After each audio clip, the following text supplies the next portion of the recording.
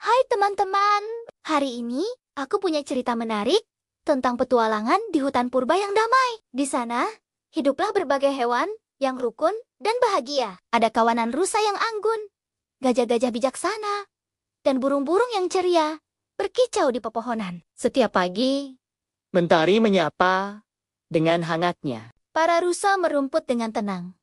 Anak-anak mereka berlarian riang di padang rumput. Namun, pagi itu berbeda. Tiba-tiba, terdengar suara mengejutkan Dor. Suara senapan memecah keheningan hutan. Para pemburu telah datang. Mereka membawa senapan dan peralatan berburu. Semua penghuni hutan panik. Kawanan rusa berlarian mencari tempat aman. Dalam kekacauan itu, seekor anak rusa kecil bernama Kiki terpisah dari induknya. Dia kebingungan dan ketakutan. Untunglah, Pak Gajah yang bijaksana melihat Kiki.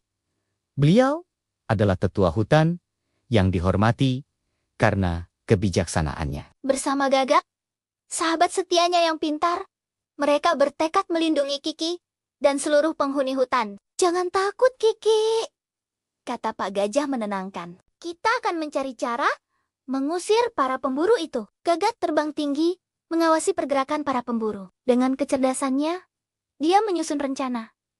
Pak Gajah, aku punya ide. Mari kita kumpulkan semua penghuni hutan. Mereka mengumpulkan bantuan dari berbagai hewan. Monyet-monyet yang lincah, beruang yang kuat, bahkan ular-ular yang biasanya menyendiri pun ikut membantu. Bersama-sama, mereka menyusun rencana cerdik. Para monyet mulai melemparkan buah-buahan busuk ke arah para pemburu. Beruang mengaum keras, membuat suara menakutkan.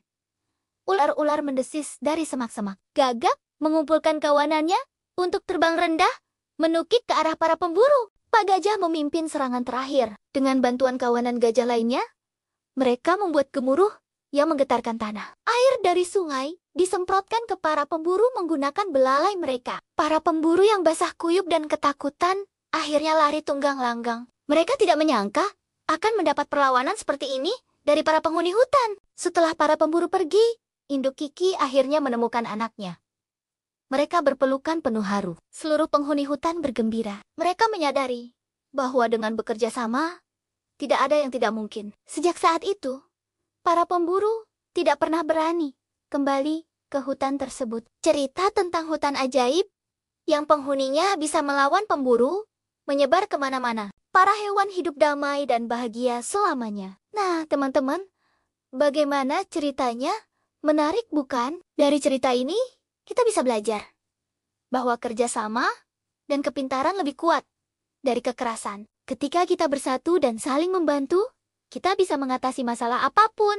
Terima kasih sudah mendengarkan ceritaku hari ini. Jangan lupa like, subscribe, dan share video ini ke teman-temanmu ya. Sampai jumpa di cerita berikutnya.